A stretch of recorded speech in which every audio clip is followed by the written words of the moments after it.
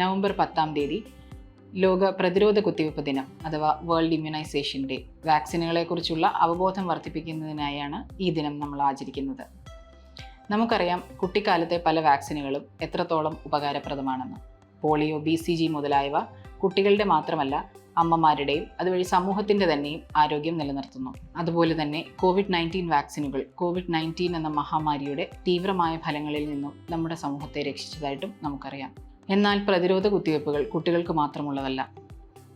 മുതിർന്നവരിലും പ്രായാധിക്യം കൊണ്ടും പ്രമേഹം, hyper tension പോലെയുള്ള അസുഖങ്ങൾ കൊണ്ടും chronic kidney disease, chronic liver disease പോലെയുള്ള അസുഖങ്ങൾ കൊണ്ടും പുതിയ രോഗങ്ങളുടെ വ്യാപനം കൊണ്ടും വാക്സിനുകളുടെ ആവശ്യകത ഏറി വരികയാണ്. നമുക്കറിയാം പ്രായമേറിയവർക്കും പ്രമേഹം, ക്യാൻസർ പോലെയുള്ള അസുഖങ്ങളുള്ളവർക്കും രോഗപ്രതിരോധ ശേഷി കുറഞ്ഞു നിൽക്കുകയും അതുകൊണ്ട് തന്നെ ശ്വാസകോശ രോഗങ്ങൾ അതുപോലെ അനുബന്ധമായ മറ്റ് അസുഖങ്ങളൊക്കെ വരുമ്പോൾ അതിൻ്റെ സങ്കീർണതകൾ വളരെ തീവ്രമായി വരികയും ചെയ്യുന്നു.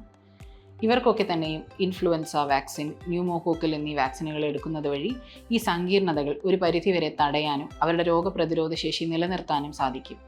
അതുപോലെ തന്നെയാണ് മുൻപ് എപ്പോഴെങ്കിലും ചിക്കൻ പോക്സ് വന്നവർക്ക് ഭാവിയിൽ ഷിംഗിൾസ് എന്ന അസുഖം വരുന്നതിനായുള്ള സാധ്യത വേരിസെല്ല വാക്സിൻ എടുക്കുന്നത് വഴി ഒരു പരിധിവരെ തടയാൻ സാധിക്കുന്നതാണ്.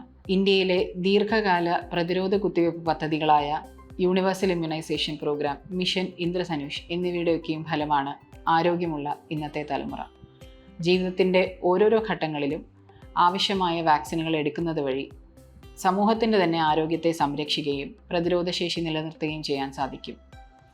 രോഗങ്ങൾ പ്രതിരോധിക്കുന്നതിൽ ഏറ്റവും ലളിതവും ഒരുപക്ഷെ ഏറ്റവും കാര്യക്ഷമവുമായ ഉപാധികളാണ് വാക്സിനുകൾ.